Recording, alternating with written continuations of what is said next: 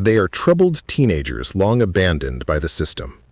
She is a former Marine, ready to break the rules just to reach their hearts. This is a story about how compassion can become a weapon powerful enough to change destinies. Former sales agent and Marine Louanne Johnson comes to a school to sign up for a teaching internship. However, the assistant principal, Mrs. Nichols, unexpectedly offers her to start working right away under a special program.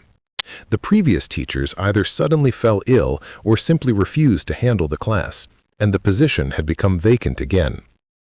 Louanne hesitates, but the offer of a yearly salary of $25,000 convinces her to accept. Her friend Hal Griffiths, who works at the same school, is surprised by her decision since she knows almost nothing about the place she's going to. But Louanne is confident she can handle the challenge. The next day, Hal escorts her to her new classroom. Upon entering, Louanne realizes she's in for a tough assignment.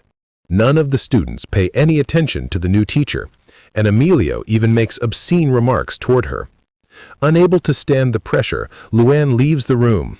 From Hal, she learns that the previous teacher quit after a nervous breakdown.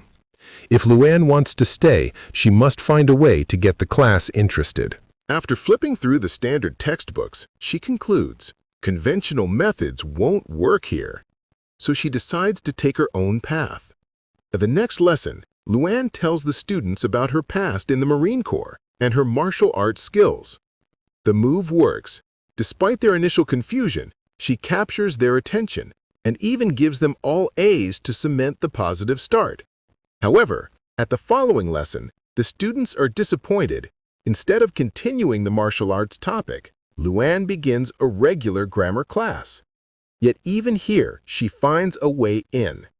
The word death, written on the board, unexpectedly engages the students in discussion and helps her explain the material. Later, Mrs. Nichols asks Louanne to see the principal, Mr. Grandee, who warns her not to deviate from the curriculum or conduct martial arts lessons, as an injury could lead to a lawsuit. He also advises her not to use dangerous words like death. Even if they work, it could cause problems. Hal tells Louanne to ignore him and keep doing what she feels is right. Gradually, through encouragement and unconventional methods, she manages to spark genuine interest in her students. She promises that if they complete their assignments, the school board will fund a trip to an amusement park. But Emilio brings everyone back to reality. The board never pays for anything for us. And Callie adds bluntly, if you want this class to listen to you, you'd better make peace with Emilio. You're gonna respect me, you little punk, Louanne says firmly. Hal is amazed at her determination to teach poetry to this group, though he doubts she'll succeed. But Louanne manages to inspire the class. A discussion of a poem that hints at drug use captures their curiosity, though Emilio refuses to participate, constantly trying to undermine her authority. Hal's wife invites Louanne to dinner, but she declines. Such gatherings remind her too much of her ex-husband, whom she divorced. During a break, Louanne breaks up a fight between Emilio and Raul over $50. She points out Emilio's physical advantage and warns them that she'll report them if they fight. Angela, however, doubts her approach, saying the fight will happen anyway. And indeed, it does. The boys fight in the locker room and the police are called. Raul bears no grudge against Louanne, understanding she only tried to help, but he explains that in their world, refusing to fight means losing respect. Louanne realizes that Emilio's aggression comes from pain. He grew up poor and fatherless, trying to assert himself in any way he can. She decides to visit Raul's parents, who, though aware of the fight, don't understand why their son was suspended. Louanne explains the school's decision and surprises them by praising Raul, calling him one of her best students. But the next day, she faces a boycott. The class blames her for Raul's punishment. Louanne tells them they're used to blaming others and playing the victims. They have a choice: skip school and end up as criminals, or study and achieve something they can be proud of. Her speech resonates. Even Emilio joins the discussion. After class, he acknowledges that she truly cares and even visited Raul. As promised, Louanne takes the students to the amusement park, giving them one of the best days of their lives. But the principal isn't pleased. She acted without permission, and the board could demand her dismissal. Louanne defends herself, saying the students invited her and she only paid because she wanted to. Next, she announces a contest. Whoever finds a poem most similar to a rap song will win dinner at a top restaurant. The competition excites the class and even surprises the librarians, who aren't used to seeing these kids in the library. Raul, Darrell, and Callie win, but only Raul can attend due to work schedules. He feels uncomfortable in the fancy restaurant, but Louanne encourages him to order confidently. Raul then asks to skip a few classes to pay for the clothes he wore.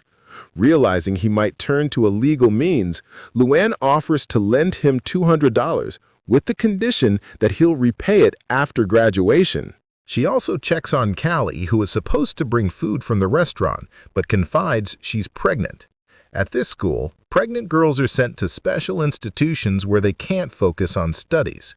Louanne pleads with her not to give up her education, but Callie says the principal warned her that Louanne would try to talk her out of it because she hates men.